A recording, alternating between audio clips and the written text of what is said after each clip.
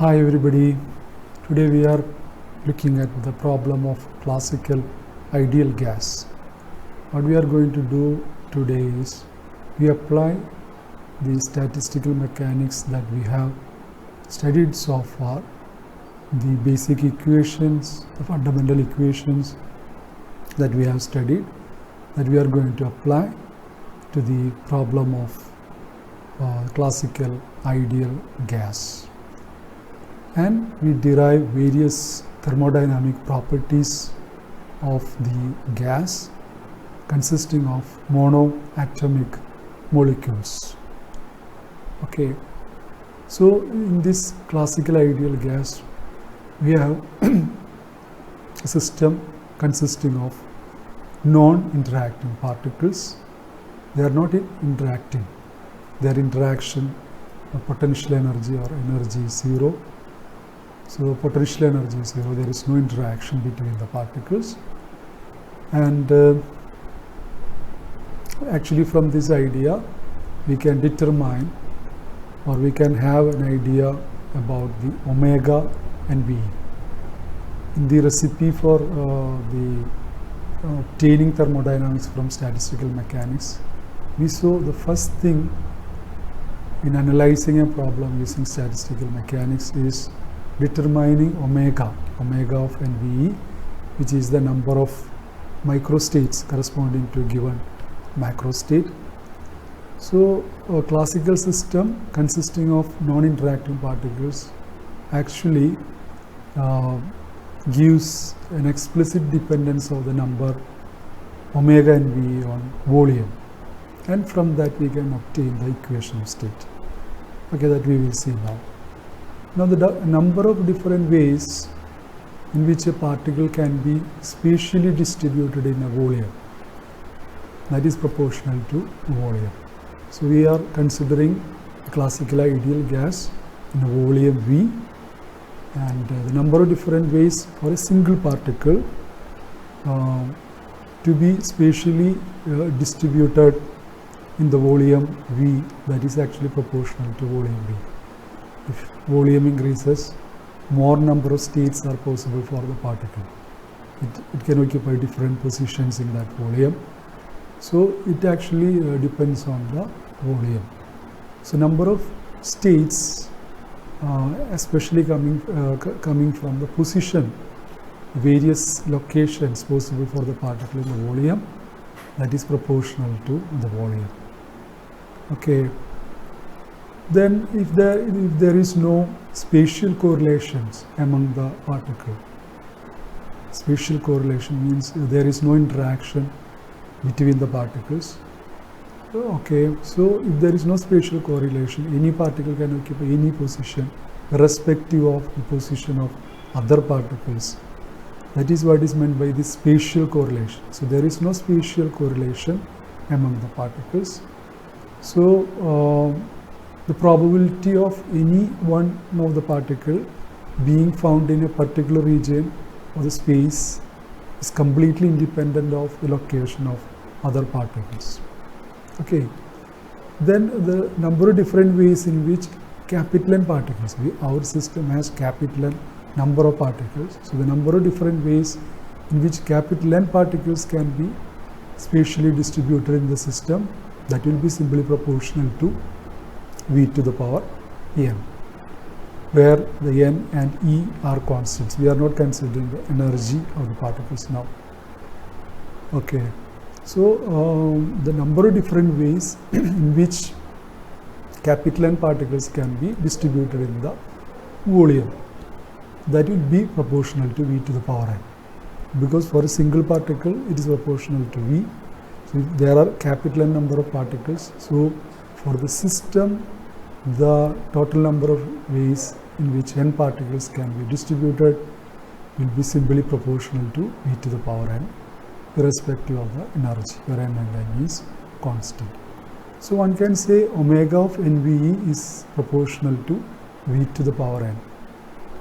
Okay, the number of microstates, it's proportional to V to the power n, and that is equal to a constant times V to the power n. So this is omega now. Once we have determined omega from the recipe for thermodynamics, we know we calculate the entropy.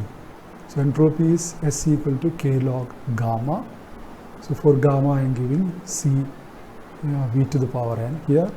So entropy S is equal to K log C V to the power n, and that will be Nk. I take this here, K here, N here, so Nk log Cv. So this is entropy. And then suppose that I take dou S by dou V, where the number of particles and energy is constant. Okay, number of particles and energy is constant, and I know this is equal to P by T, pressure by temperature, dou S by dou V.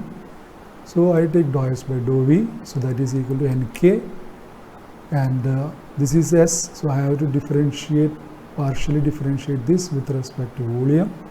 So since this is log Cv, I will have 1 by Cv here, and then when differentiated with respect to volume, so C, so Nk by V. So this is equal to P by T from the equations that we have seen in the recipe for thermodynamics. We know dou S by dou V, that is equal to P by T. So from this we get this PV equal to NKT. So this is the equation of state of a classical ideal gas. So equation of state can be very easily obtained from this relation. Now we want to have other thermodynamic properties of the system as well. We are not satisfied with just obtaining the relation PV equal to NKT. We need other thermodynamic properties of the system as well. So for that we need a detailed knowledge of the way omega depends on the parameters, number of particles, volume and energy. We know omega depends on volume by the factor V to the power n, but we don't know how omega depends on the number of particles and the energy. Then only we can have a correct expression for omega of NVE. Okay, so we are going to do that. So the problem is essentially the problem of determining omega of NVE. That is essentially determining the total number of different ways in which this equation sigma I equal to sigma I Ni epsilon I. This is summation over the different single particle states of the system. Single particle states, summation over different single particle states of the system. Ni is the number of particles in each single particle state, and epsilon I is the corresponding energy. We have seen this equation, summation over all single particle states of the system, that is Ni epsilon I equal to E, and sigma I Ni equal to M.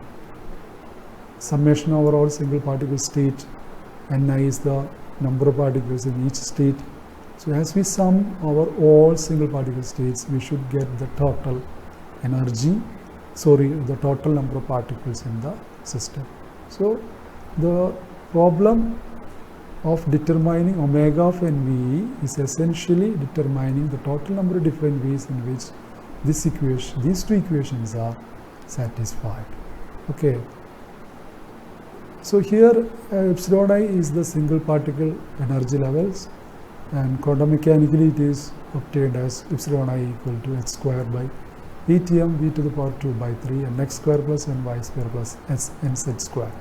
So if you contain a single particle in a volume V, it can take only some discrete values for its energies.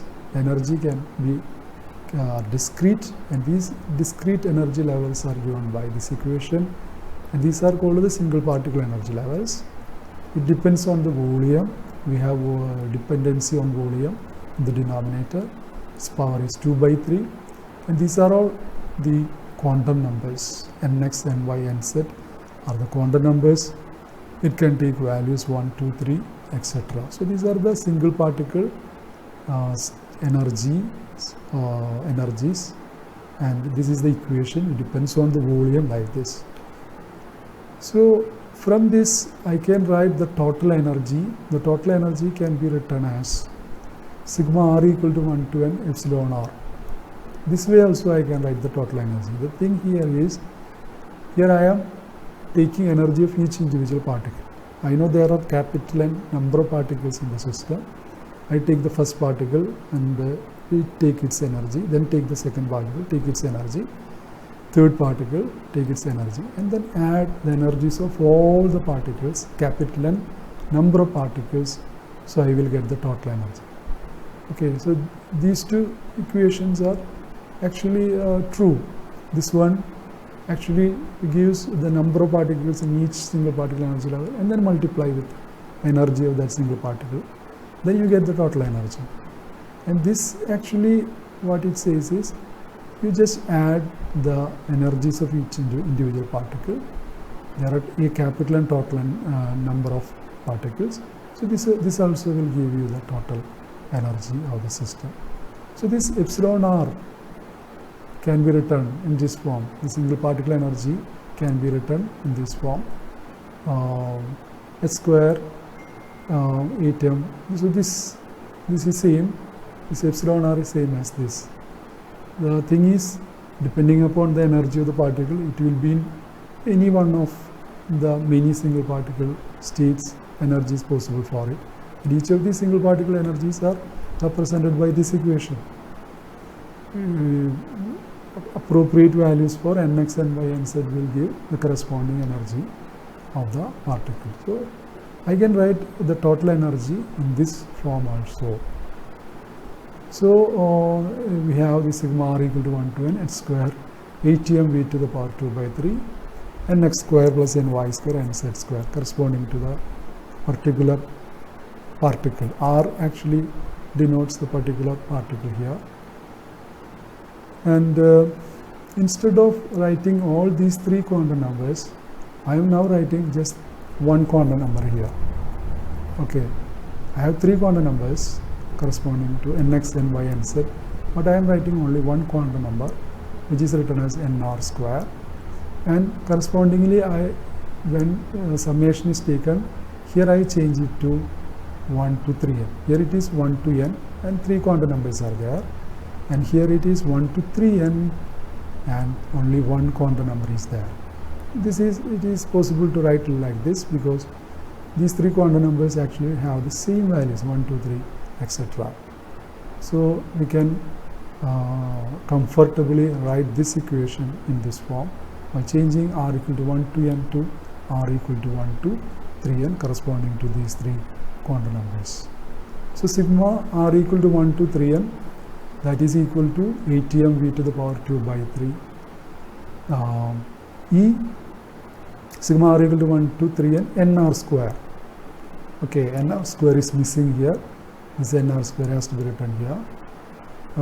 This nr square will come here, and that will be equal to 8m v to the power 2 by 3 e by h square. I am writing this as E star. Okay, so 8m v to the power 2 by 3 e over h square, that is written as E star. So now the equation is sigma r equal to 1 to 3n nr square equal to this E star. So the desired number of omega NBE. Okay, we are going to calculate omega NBE.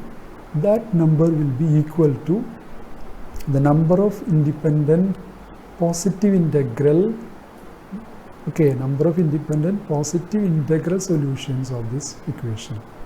Okay, so if we find the solutions, the number of solutions, the solutions are the equations which satisfy this thing. On the right hand side we should get E star.